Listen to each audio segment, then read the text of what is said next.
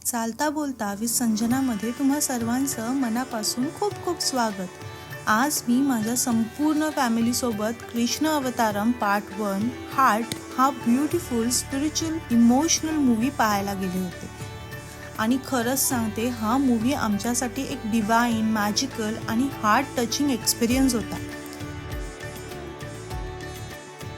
Director हार्दिक गजर यांनी भगवान श्रीकृष्णाच्या जीवनातील प्रेम, कर्तव्य, त्याग अशा भावनांचा अतिशय ग्रेसफुल आणि सोलफुल पद्धतीने अनुभव दिला होता. विशेषतः कृष्ण आणि राधा यांचे मस्मरायझिंग सीन्स मनाला खूप डीपली स्पर्श करून जातात. मूवीची सिनेमॅटोग्राफी, ड्रीमी व्हिज्युअल्स आणि स्मूथिंग बॅकग्राऊंड म्युझिक इतकी स्टनिंग आहे की काही सीन्स अक्षरशः जिवंत पेंटिंगसारखे वाटतात. सिद्धार्थ गुप्ता यांनी कृष्णाची भूमिका अतिशय काम, चार्मिंग, डिवाइन आणि पॉवरफुल पद्धतीनं साकारलेली आहे. त्यांचा स्क्रीन प्रेझेन्स खूप पीसफुल आणि मॅजिकल वाटतो. तसेच राधा, रुक्मिणी आणि सत्यभामा यांच्या भूमिका देखील खूप एलिगंट आणि ब्युटिफुल दाखवलेल्या आहेत. Visuals, grand sets and royal costumes काही सीन्समध्ये खूप ब्रेथ टेकिंग आहेत. पर्सनली मला या मूवीचे सॉंग्स आणि बॅकग्राऊंड स्कोअर हे स्ट्रॉंगेस्ट आणि मोस्ट सोलफुल पार्ट वाटले. आणि सोनू निगम यांच्या मॅजिकल आणि सोलफुल व्हॉइसमुळे प्रत्येक गाणं जणू हेवनलीज वाटत होतं. काही सॉंग्स ऐकताना मी स्वतःलाच त्या ड्रीमी सीन्समध्ये इमॅजिन करत होते. इतकी ती गाणी ब्युटिफुल आणि फील गुड आहेत. हे झालं या मूवीचे पॉझिटिव्ह पॉइंट्स. आता जाऊया थोड्या नेगेटिव्ह पॉइंट्सकडे. काही VFX सीन्स खूप आर्टिफिशियल वाटतात आणि काही ठिकाणी CGI स्पष्टपणे जाणवते. कृष्णाची बॅकस्टोरी दाखवताना काही व्हिज्युअल्स थोडे अनरिअल आणि डिस्कनेक्टेड वाटतात. नरकासुराचं कॅरेक्टर डिझाईनसुद्धा अजून रिअलिस्टिक आणि पॉवरफुल असू शकले असते. फाईट सीन्समध्ये एक्साइटमेंट आणि इम्पॅक्ट थोडासा कमी जाणवला.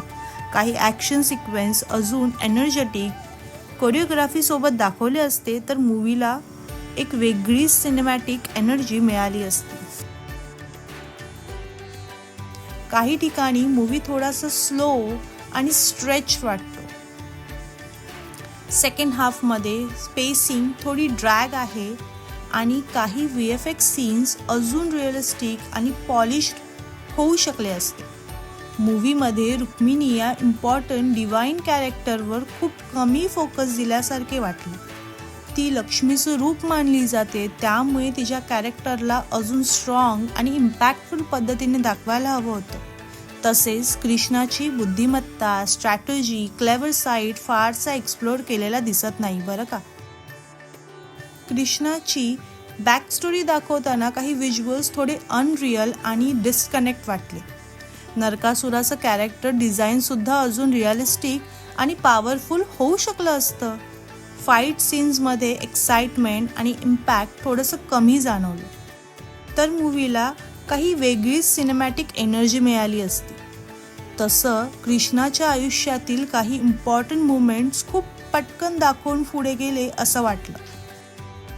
त्या सीन्सला अजून इमोशनल डेप्थ आणि स्ट्रॉंग बिल्डअप मिळाला असता तर स्टोरी अजून एंगेजिंग वाटली असती.